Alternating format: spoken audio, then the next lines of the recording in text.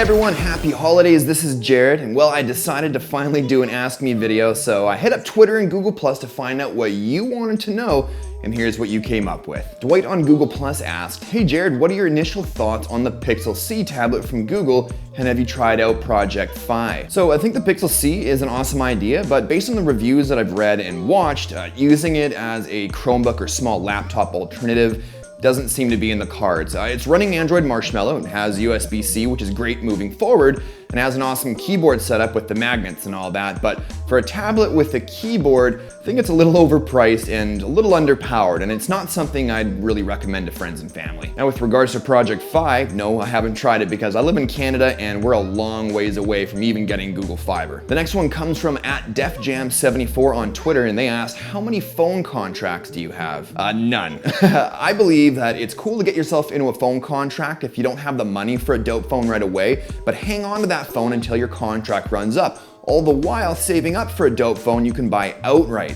That way, as a consumer, you have all the power. Like if you see another provider is offering better rates than what you're currently paying, you can bounce around from one carrier to the next to get the best rates if your carrier isn't willing to help you out. Jalitha on Google Plus asks, "What do you think about the Marshmallow Doze feature? Will it help devices like the S6 and S6 Edge?" I think it's great. Everyone who's running Android Marshmallow either by owning a Nexus device or via custom ROMs will agree that it definitely helps with standby time, but I've started to notice it's preventing some push notifications from getting through like it used to. Like if I don't pick up my phone for a couple of hours, when I do go to check my phone, it shows no waiting notifications, and then like seconds later, 10 emails will come through. It's really weird and can get kind of annoying. Will it help devices like the S6 and S6 Edge? Probably. I mean, in theory it should, but it all depends on how OEMs like Samsung integrate it. All right, next up, Andy from Twitter asked, "I've been tempted to switch to iOS for some time, but enjoy having a removable battery. Any solutions?"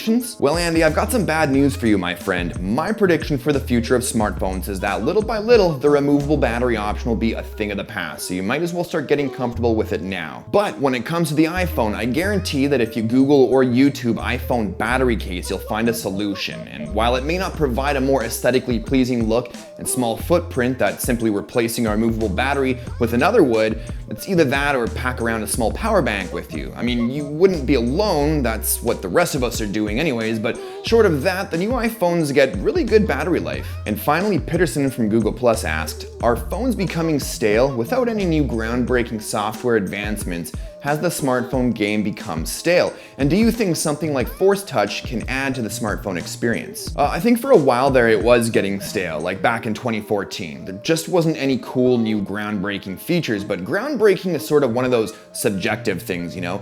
During 2015, for me at least, things started to heat up. We started seeing a lot of phones with beautiful Quad HD displays, fingerprint readers that finally work really well, and great overall system performance improvements on mobile OSs all across the board. And with regards to Force Touch, I think it's really all going to come down to the app developers. It's one thing to have major app developers like Facebook, Twitter, and others integrated, but it'll need to be picked up on by all the random indie developers to provide the end user with a consistent feeling of integration. Otherwise, people will just forget to use it. But I think it's a very promising technology that definitely serves a purpose. Well, that's it for episode 1. Big thanks to everyone who submitted questions, and sorry to those whose questions didn't make it in this video, but don't give up. If this video gets enough likes, I'll make sure to do another one in the near future. But thanks as always for watching, and I'll talk to you all in the next one.